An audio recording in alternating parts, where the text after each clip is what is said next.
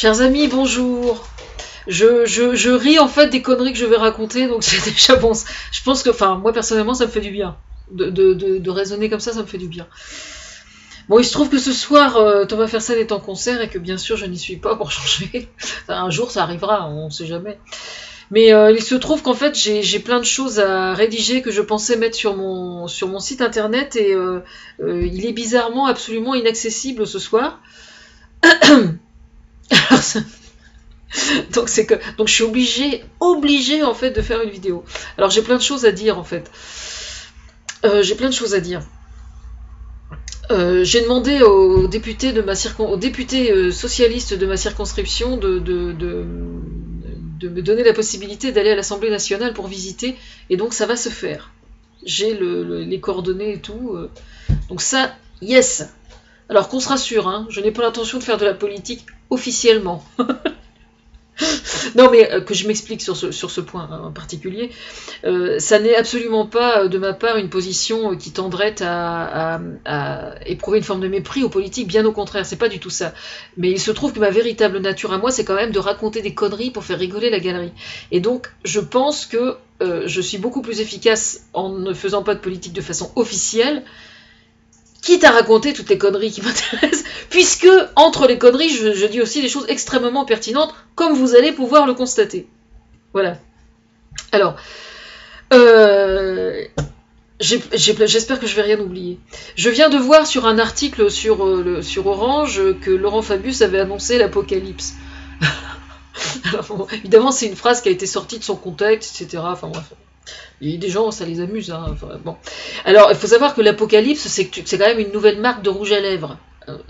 Personne n'est au courant, mais c'est quand même la vérité, quoi. Lips, ça veut dire lèvres, et c'est une nouvelle marque de rouge à lèvres. Bon, ça, c'est pas aujourd'hui que je l'ai sorti, je l'ai sorti il y a plusieurs semaines déjà, et visiblement, ça a fait son effet. Bon, ça, c'est une chose.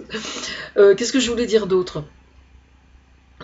Oui, je voulais rédiger un article, je vais le faire par vidéo. J'ai entendu que l'Autriche aujourd'hui, bon, je vois que en Europe de l'Est, on a débloqué un peu la situation au niveau de la Hongrie pour rejoindre l'Autriche. Bon, c'est bien.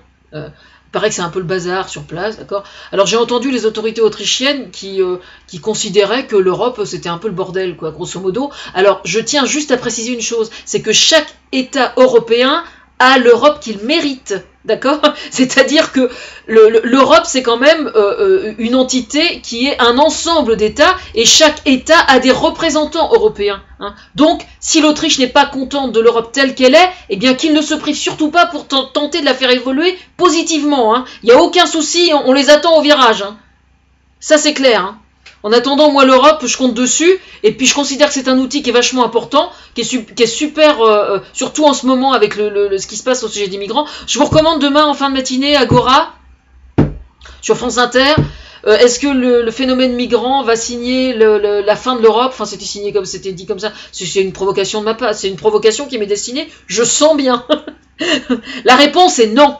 Bon, qu'elle mette, que ce soit un défi pour l'Europe, oui, c'est vrai. C'est un défi pour l'Europe parce que effectivement, ça met l'accent sur le fait qu'il y a des distorsions de point de vue et de conception de l'Europe d'un État à l'autre. Alors notamment dans les pays de l'Europe de l'Est, effectivement, on se rend compte qu'il y a quand même un certain travail à faire. Hein. Visiblement, les barbelés, c'est pas que pour les bestiaux, hein. C'est aussi pour les humains. Hein. D'ailleurs, j'ai fait une aquarelle, parce que je reprends mes pinceaux maintenant, donc je me la pète un petit peu, et donc j'ai fait une aquarelle extrêmement puissante sur le sujet.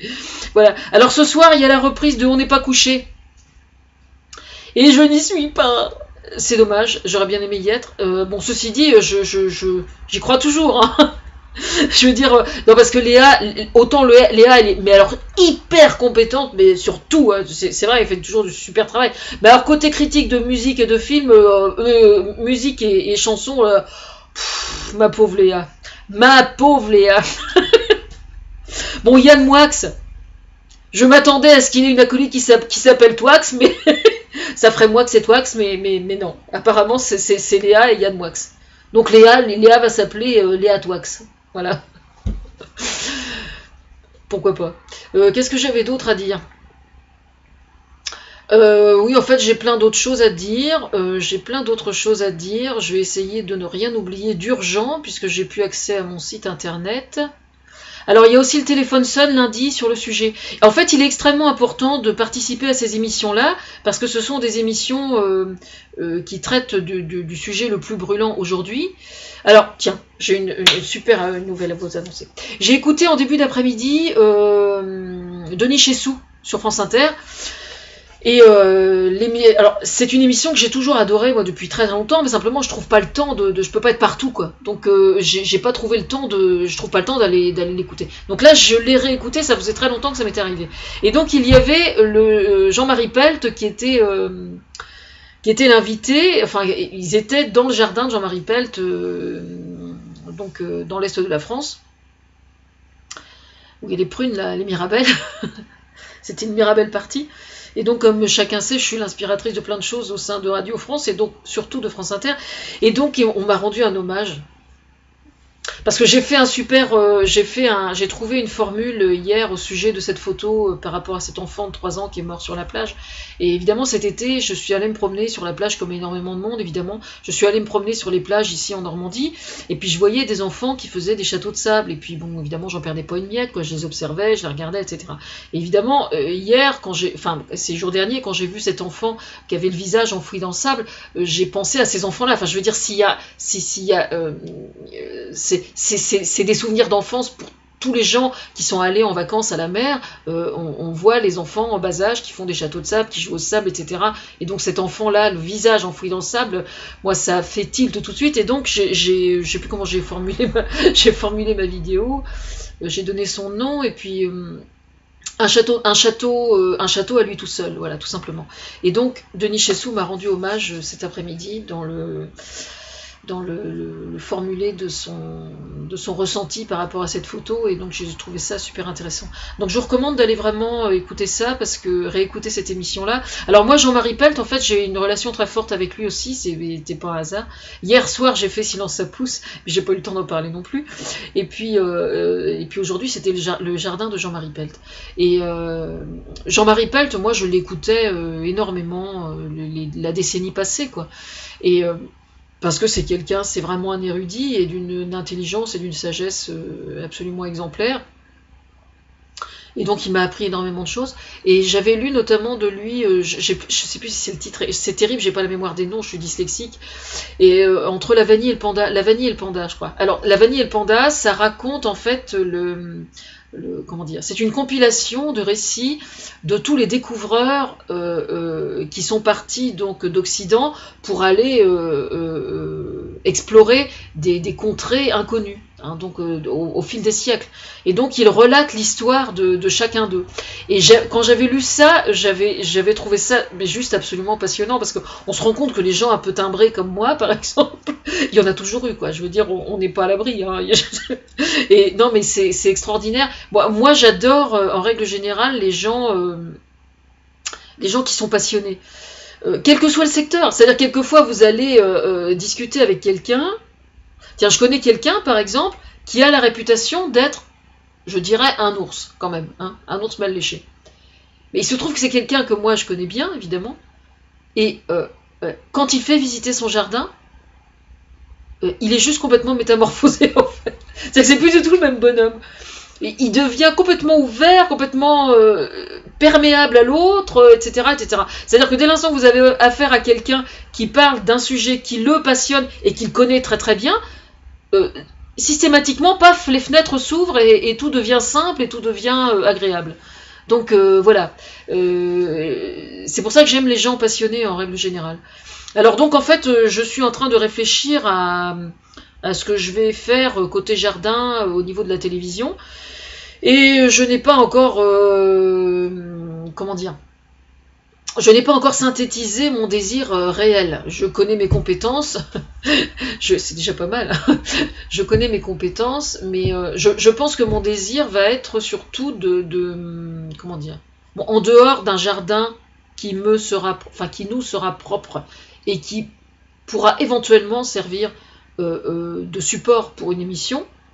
que ce soit dans le cadre de Silence ça pousse ou pas, je ne sais pas exactement où est-ce que ça se fera, comment ça se fera, mais moi, indépendamment de ça, j'ai très envie de faire des portraits de personnes qui travaillent la terre, simplement. Donc ça peut être extrêmement large. Ça peut aller de la petite retraitée qui a une collection de pélargonium dans sa véranda, comme ça peut être un agriculteur bio, comme ça peut être n'importe qui d'autre, quoi. Je veux dire, dès l'instant que la personne cultive la terre, qu'elle ait 5 ans, et puis que ce soit pour planter 3 haricots dans son petit godet, ou que ce soit un petit vieux de 80 ans qui a une vie de maraîcher, enfin je ne citerai pas de nom, mais une vie de maraîcher derrière lui, moi personnellement, ce qui se passe en fait, je vais vous expliquer, c'est que moi j'ai toujours été passionnée de jardin, c'est un fait, mais j'ai toujours considéré que le jardin, le mien, celui que j'ouvrais à la visite, était un médiateur entre les humains. C'est-à-dire que quand j'ouvrais mon jardin à la visite, ce qui me passionnait avant tout, ça n'était pas le fait de... Je n'étais pas sensible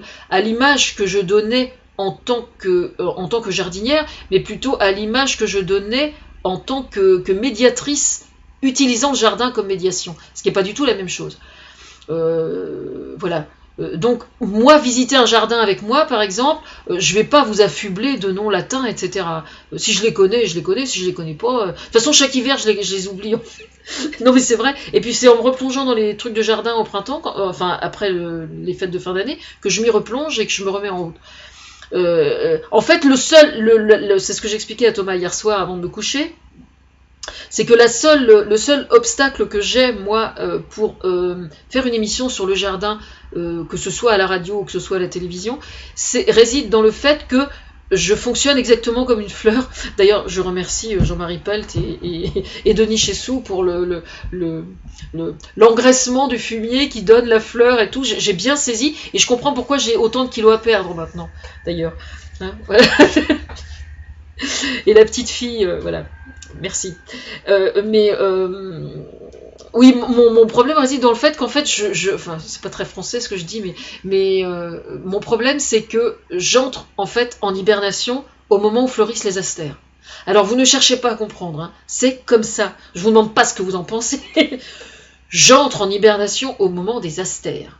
Alors, j'ai des copines qui font, je ne citerai pas de nom, qui font des marchés des jardiniers après les astères, quand des astères sont défleuries. Ah, mais j'y vais, je suis super contente, mais j'en ai rien à foutre des fleurs. Hein. Je vais faire un bisou à tout le monde, je taille la bavette, mais alors, je sais pas pourquoi, je sais pas l'expliquer, et c'est comme ça jusqu'au solstice d'hiver.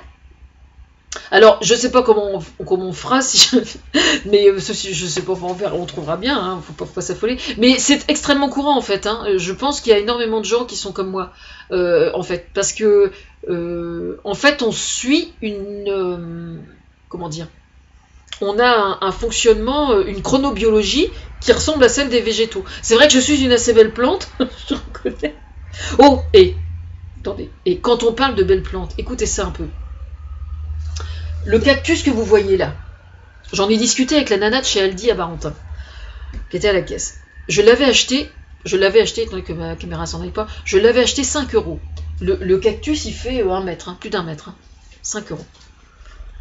Une fois arrivé à la maison, je me dis, bon, fallait que je rempote, il était vraiment dans un petit pot. Je dépote le cactus, aucune racine, mais rien, quoi. Aucune racine. Bon. Mais bon, moi j'y crois toujours, il n'y a pas de souci, pour me casser le moral, il faut vraiment y mettre de la bonne volonté quand même. Hein. Je rempote mon cactus, je l'arrose et tout. J'en avais déjà parlé il y a pas mal de temps, et ben il pousse. Mais alors là, depuis quelques semaines, il se met à pousser, comme vous n'avez pas idée, il a fait au moins ça, je vous jure, incroyable. Là vous voyez pas bien, mais il est là, le petit machin, ça fait un espèce de petit toupet. Je vais le prendre en photo et je vous montrerai. Et incroyable. Un cactus, hein. Mais j'ai plusieurs cactus là, ils poussent super bien, hein. Incroyable. Hein. Pour moi, c'est un signe. Hein. Ça fait absolument aucun doute, c'est un signe. Ah oui. Je fais très attention à ce genre de choses, moi. Bon, sinon, j'ai une question subsidiaire au sujet des migrants, là, qui m'est venue, et je voulais justement rédiger un article sur le sujet, mais donc je peux pas, puisque je peux pas techniquement. Je voudrais savoir si un migrant analphabète est plus acceptable et plus acceptable qu'un migrant avec des diplômes. Et donc qui a une meilleure notion de la dignité humaine. Voilà. Vous planchez là-dessus. Normalement, vous en avez pour quelques jours. Voilà. Et oui, on peut se poser la question honnêtement, parce que quand on sait que justement, à chaque fois qu'il y a des migrants qui arrivent dans un pays, bah, généralement il faut quand même avoir l'honnêteté de le reconnaître, ils font la merde hein, quand même, d'habitude, hein. C'est les femmes de ménage, c'est ceux qui sont dans le fond des tranchées avec la pelle, etc. Et puis les blancs sont sur le bord et puis ils les regardent travailler. Bon, j'espère que c'est un peu moins comme ça maintenant, mais bon, en général c'est ce qui se passe. Or là, ce qui se passe, c'est qu'au sein des migrants, c'est quand même les classes moyennes. Et ce sont des gens qui ont des diplômes et qui ont une notion de la dignité et qui ont fait un minimum d'études, qui pour certains qui sont enseignants, qui sont médecins, qui sont voilà. Et donc ça c'est interpellant parce que évidemment du coup est-ce que moi je me demande si justement les gens qui sont paraît-il qui seraient paraît-il plutôt réfractaires à la notion de solidarité ne le seraient pas précisément parce que ces migrants vont pas s'en laisser compter quoi. Hein, vous voyez ce que je veux dire? Donc ça, moi, ça m'interpelle énormément. Voilà. Alors, on n'y peut rien si c'est le cas, hein, de toute façon. Hein. On n'y peut rien. Voilà. Alors, pour information, moi, j'ai bien travaillé le sujet, hein, de façon, j'avais parlé de rédiger un article et tout. Donc, j'ai fait bien mon travail hier. J'ai passé au moins 3 heures, 2 heures facile. Et puis, quand j'ai envoyé, ça a disparu bêtement. Hein. Donc, cherchez pas, c'est arrivé où il faut. C'est l'essentiel. Alors, pour conclure, aujourd'hui, paraît-il, c'est la fête des enseignants qu'on a eu. Donc, je suis contente parce que je viens de revoir ma prof de français quand j'étais en 5e. C'est très bien. Bonne soirée à tous.